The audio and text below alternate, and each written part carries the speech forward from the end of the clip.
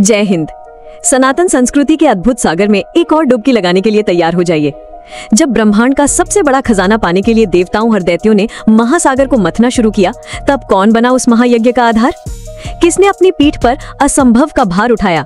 आज हम जानेंगे भगवान विष्णु के उस अद्भुत अवतार के बारे में जिसने असंभव को संभव कर दिखाया। ये कहानी है स्थिरता, धैर्य और दिव्य सहारे की। ये गाथा है कूर्म अवतार की। कल्पना कीजिए एक ऐसे समय की जब ऋषि दुर्वासा के एक श्राप ने देवताओं को शक्तिहीन और श्रीहीन कर दिया था। उनकी सारी शक्ति, सारा ऐश्वर्य, सब कुछ समाप्त हो गया।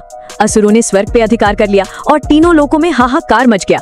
निराश और हताश देवता प्रजापति ब्रह्मा के साथ सृष्टि के पालनहार भगवान विष्णु की शरण में पहुंचे। भगवान विष्णु ने उन्हें एक अनोखा उपाय सुझाया, समुद्र मंथन। उन्होंने कहा कि क्षीर सागर को मथने से अमृत निकलेगा, जिसे पीकर देवता अमर हो जाएंगे।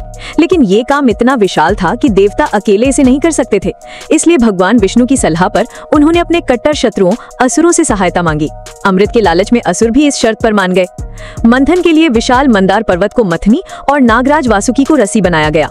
एक ओर देवता, दूसरी ओर असुर, और शुरू हुआ वो ब्रह्मांडीय मंथन। लेकिन हाय, ये क्या! बिना किसी आधार के वो विशाल पर्वत डगमगाने लगा और क्षीर सागर की गहराइयों में समाने लगा। सारे प्रयास विफल हो रहे थे। अमृत की आशा निराशा में बदल रही थी। तभी उस घोर संकट के बीच सृष्टि के पालनहार ने लिया एक अद्भुत रूप।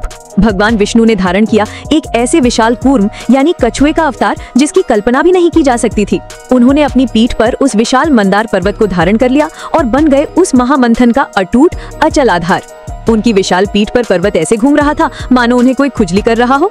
कूर्म अवतार के इस दिव्य सहारे के बिना अमृत की प्राप्ति असंभव थी। ये अवतार हमें सिखाता है कि किसी भी बड़े लक्ष्य को प्राप्त करने के लिए एक स्थिर और मजबूत नींव का होना कितना जरूरी है। कूर्म अवतार का संदेश साफ है, जीवन के सबसे बड़े तूफानों में भी जो धैर्य और स्थिरता के साथ टिका रहता है वही विजयी होता है। अगर आपको ये कहानी पसंद आई तो वीडियो को लाइक करें, अपने दोस्तों के साथ शेयर करें और हमारे चैनल को सब्सक्राइब करना ना भूलें। तो ये थी कथा भगवान विष्णु के कूर्म अवतार की, जिन्होंने अपनी पीठ पर मंदार पर्वत को थामकर ब्रह्मांड को डूबने से बचाया और देवताओं को अमरता का मार्ग दिखाया। ये सिर्फ एक कहानी नहीं बल्कि धैर्य और अटूट सहारे का प्रतीक है। अगली बार जब आप किसी चुनौती का सामना करें तो कूर्म अवतार को याद कीजिएगा। धैर्य और दृढ़ता से हर मुश्किल आसान हो जाती है। जय श्री हरि।